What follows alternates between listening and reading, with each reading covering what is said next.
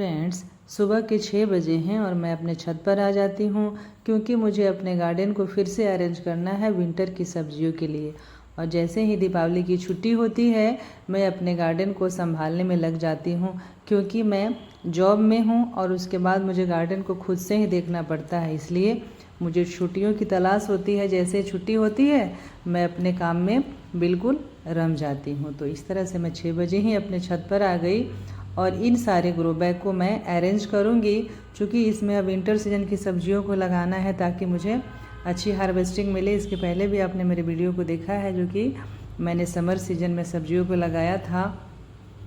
तो जैसे दीपावली की छुट्टी हुई तो मुझे लगा कि इसमें ज़रूर हमें सब काम कर लेना चाहिए। तो मैंने आज का वीडियो जो बनाया है वो सीरीज के माध्यम से है। इसको 2 या 3 सीरीज में मैं कवर करूँगी ताकि वीडियो लंबा ना हो और मैं बताऊंगी कि कैसे मैंने अपने गार्डन को फिर से सेटअप किया है, उसको धूप के हिसाब से कैसे रखना है, किस पौधे को कहाँ लगाना है, उसके हिसाब से मैं उसको अरेंज करूंगी। तो वीडियो में पूरा आप साथ दीजिएगा और इसमें मैं बताऊंगी कैसे मैंने अपने गार्डन को, ये जो हैंगिंग बास्केट है इसमें पोर्सिलेन लगे हुए थे और पोर्चुगलागा भी लगे थे, उसको मैं हटा दूँगी क्योंकि अब वो उसके सीजन ख़त्म हो चुके हैं। और इधर मैंने कटिंग से जो क्राइसेंथेमम यानी गुलदाउदी को तैयार किया था उसे भी मैं अब हटा के बड़े गमले में शिफ्ट करूँगी क्योंकि वो कटिंग था पूरी तरह से सक्सेस रहा।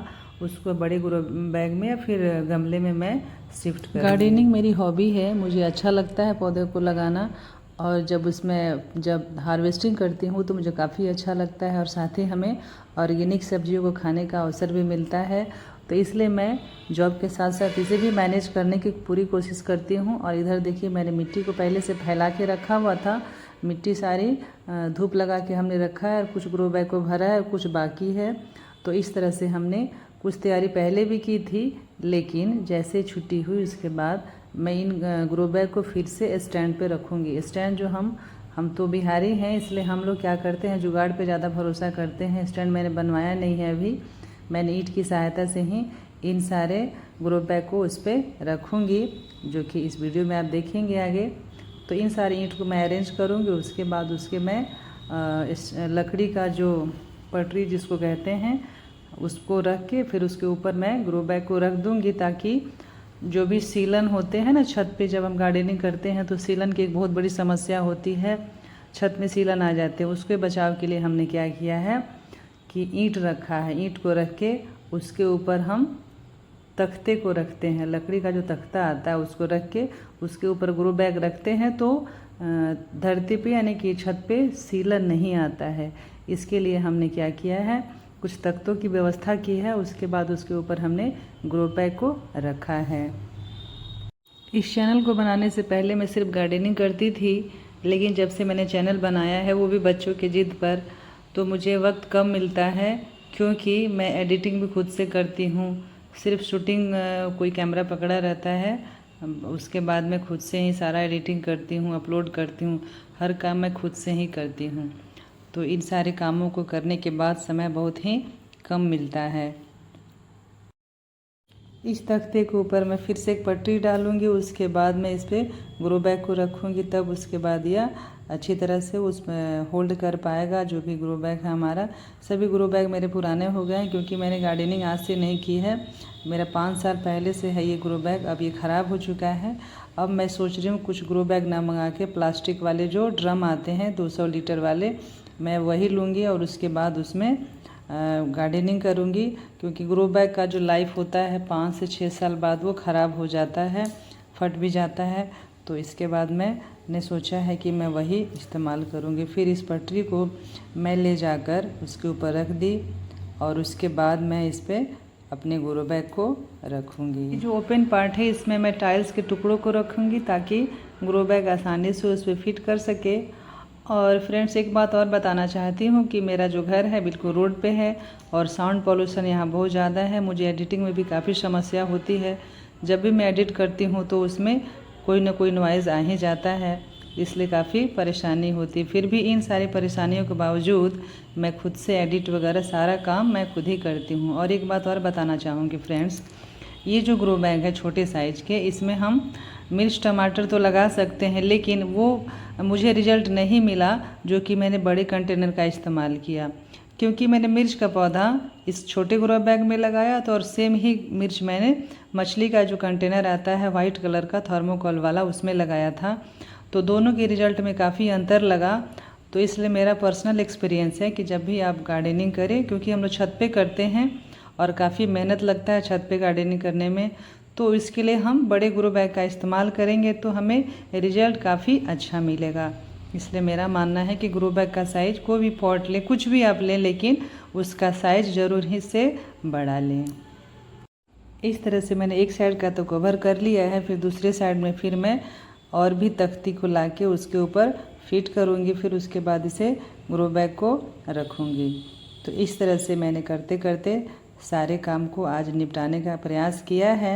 इसके बाद मैं इस पे छत पे दूसरा काम करूँगी जिसका वीडियो मैं अलग से डालूँगी। ये प्रथम सीरीज होगा इस स्टार्टिंग का, यानी कि गार्डनिंग जो हम विंटर सीजन के लिए कर रहे हैं इसका प्रथम सीरीज है। इसके बाद हमें दूसरा या फिर हो सकता है तीसरा, बस इससे ज़्यादा नहीं होना चाहिए।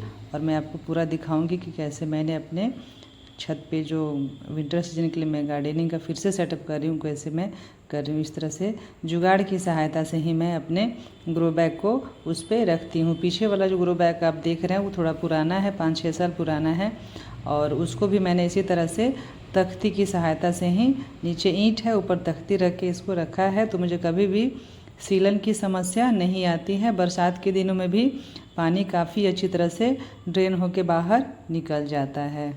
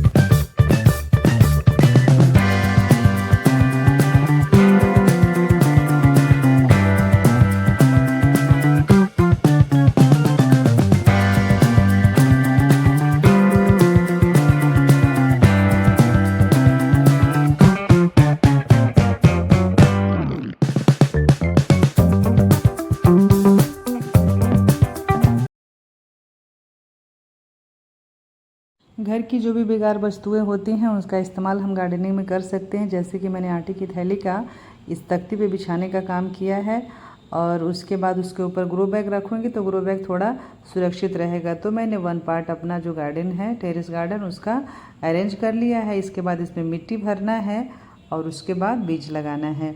तो फ्रेंड्स, आप बताइएगा कि ये सीरीज आपको कैसा लगा, क्या मैं नेक्स्ट वीडियो डालूँ? आपके कमेंट का हमें ज़रूर इंतज़ार रहेगा। अगर मेरा वीडियो थोड़ा सा भी आपको अच्छा लगा है तो आप हमारे चैनल को ज़रूर सब्सक्राइब कीजिएगा, लाइक कीजिएगा, शेयर कीजिएगा। तो फिर मिलते हैं अगले वीडियो में, तब तक के लिए हैप्पी गार्डनिंग।